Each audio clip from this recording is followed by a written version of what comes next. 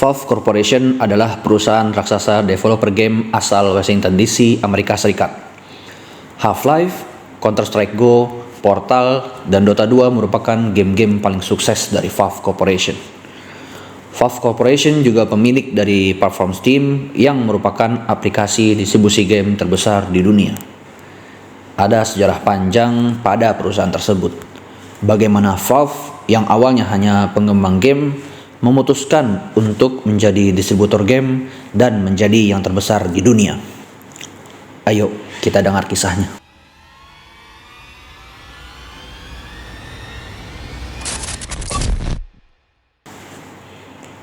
Kita akan memulai dengan sejarah berdirinya Valve. Lalu kita akan terjun untuk membahas bagaimana Valve tumbuh menjadi perusahaan developer game yang dicintai para gamer. Lalu kita perlu mengetahui proses Valve berkembang menjadi perusahaan distribusi game terbesar di dunia. Dan terakhir, kita akan membahas pelajaran penting dari kisah ini. Gabe Newell merupakan pria kelahiran Colorado, Amerika tahun 1962. Ia sempat berkuliah di Harvard University, namun sayangnya Gabe tidak pernah menyelesaikan studinya.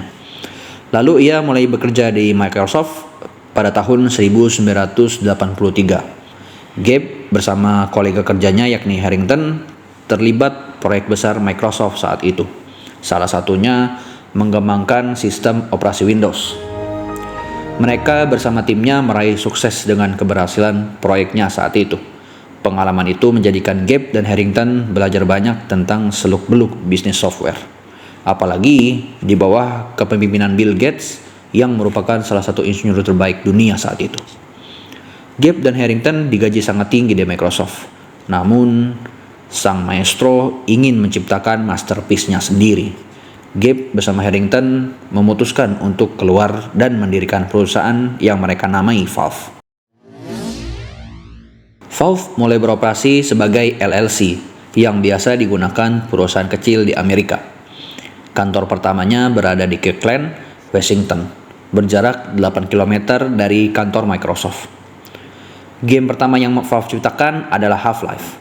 Permainan first person shooter itu awalnya memiliki masalah.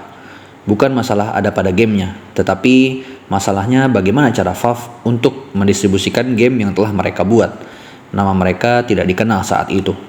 Valve mencoba memasarkannya sendiri, tetapi tidak ada peningkatan dalam penjualan.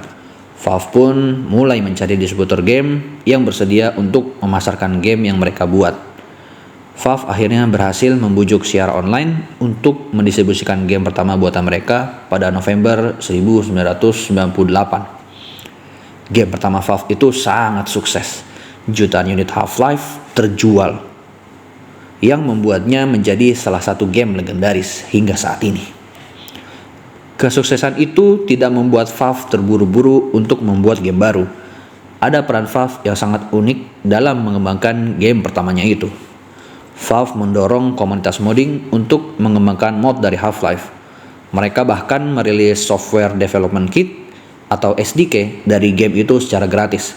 Jadi tidak heran jika ada banyak mod Half-Life yang muncul, seperti Deathmatch Classic, Recocked, Gunman Chronicle, dan Day of Defeat.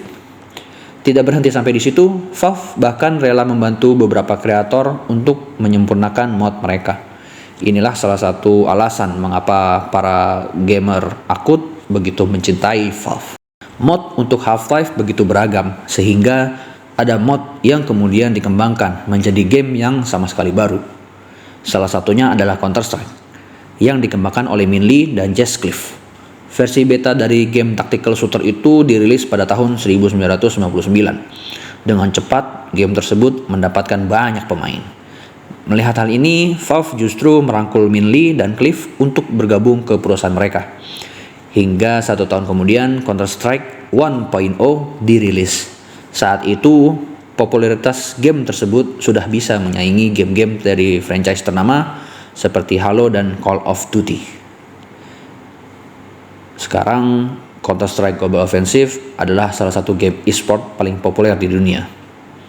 Tahun 2000, Harrington memutuskan untuk keluar dari Valve, menjadikan Gabe satu-satunya pendiri Valve LLC. Setelah 3 tahun, tepatnya pada tahun 2003, Gabe memutuskan untuk men-scale up perusahaan, mengubah Valve LLC menjadi Valve Corporation. Valve juga memindahkan kantornya dari Kirkland ke Bellevue dengan kantor yang lebih besar. Setelah Valve menjadi perusahaan developer game yang sangat dikenal, mereka memutuskan untuk memasarkan gamenya sendiri. Setelah bertransformasi menjadi raksasa developer game, di tahun berikutnya Valve merilis Half-Life 2 yang memiliki grafik memukau pada saat itu. Half-Life 2 dibasarkan melalui aplikasi buatan mereka yakni Steam.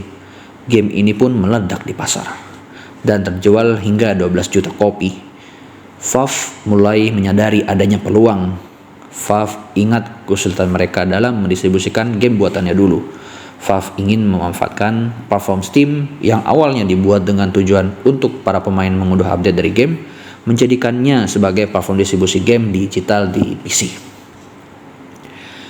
Keputusan Valve untuk menjadikan Steam sebagai platform distribusi game tidak serta-merta membuat Steam populer.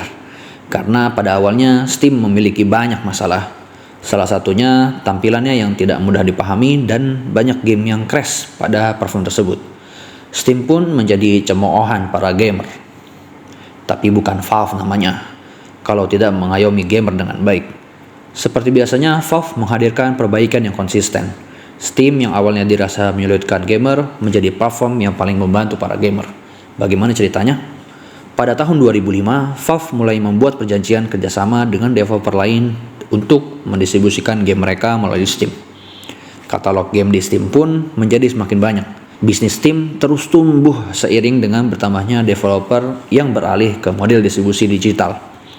Untuk mendukung Steam selama 2 tahun, dari 2007 sampai 2009, Valve terus meluncurkan sejumlah fitur baru untuk Steam, mulai dari fitur untuk menyimpan data game, fitur profil pengguna, sampai fitur chat yang memudahkan para pemain untuk saling berkomunikasi dengan satu sama lain.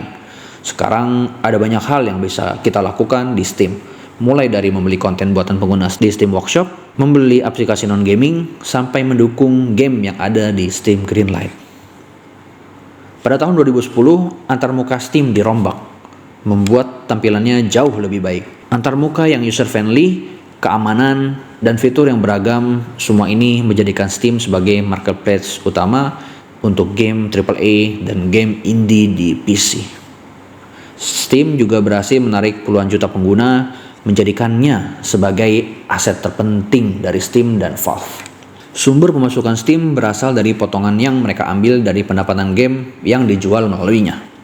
Pada awalnya, Steam menetapkan potongan sebesar 30%. Namun, pada akhir 2018, mereka mengubah ketentuan potongan yang mereka ambil. Ketika game baru diluncurkan, Steam akan memberlakukan potongan sekitar 30%. Namun, setelah penjualan game mencapai 10 juta US dollar, maka potongan ini akan mengecil menjadi 25% saja. Lalu, jika penjualan game mencapai 50 juta US dollar, maka potongan dari Steam akan turun menjadi 20%. Untuk developer kecil yang penjualan gamenya tidak bisa mencapai 10 juta US dollar, Steam akan mengambil potongan lebih besar karena Steam memberikan banyak kemudahan pada developer tersebut dengan menyediakan sistem pembayaran dan memungkinkan game untuk ditemukan oleh jutaan pengguna Steam. Untuk game-game populer yang penjualannya berhasil mencapai lebih dari 50 juta US dollar, Steam rela untuk mengurangi potongan yang mereka ambil menjadi hanya 20%. Alasannya karena game tersebut pasti sudah memiliki audiensnya sendiri. Jadi, jika game itu masuk ke Steam, ini juga akan mempopulerkan Steam. Tak tertutup kemungkinan Steam bisa mendapatkan pengguna baru, karena itulah potongan yang Steam terapkan lebih kecil. Valve tidak pernah mengumumkan laporan keuangan mereka pada publik, namun ada pihak ketiga yang tertarik untuk membuat estimasi dari total penjualan Steam. Salah satunya adalah Steam Spy. Seperti namanya, situs itu bertujuan mengumpulkan data tentang Steam untuk memperkirakan total penjualan game di platform tersebut. Pada tahun 2017, pendiri Steam Spy, Sergey Galionkin, memperkirakan bahwa pemasukan Steam dari penjualan game mencapai 4,3 miliar US dollar. Uniknya, besarnya pemasukan Steam bukan karena banyaknya game yang ada di katalog mereka. Lebih dari setengah pemasukan Steam berasal dari kurang 100 game terpopuler yang ada di platform tersebut. Padahal Steam memiliki lebih dari 21.000 game saat itu. Data terakhir yang kami temukan di Januari 2023, sudah ada 50.000 game di Steam. Pada tahun 2017, game yang memberikan kontribusi paling besar pada pemasukan Steam adalah PlayerUnknown Battleground dengan pemasukan 600 juta US dollar. Di posisi kedua ada Counter-Strike Global Offensive dengan kontribusi mencapai 120 juta US dollar. Sementara di posisi ketiga ada Grand Theft Auto 5 dengan pendapatan 83 juta US dollar. Menurut Forbes, sebagai pendiri Valve, Gabe Newell memiliki harta kekayaan sebesar 3,5 miliar US dollar. Dia duduk di peringkat 239 dalam daftar Forbes 400 tahun 2019. Ada 3 pelajaran penting pada kisah ini. Yang pertama, ayomi dan genggam erat pelanggan Anda. Support dari Valve untuk para pemainnya merupakan bentuk pelayanan after sales yang sangat baik.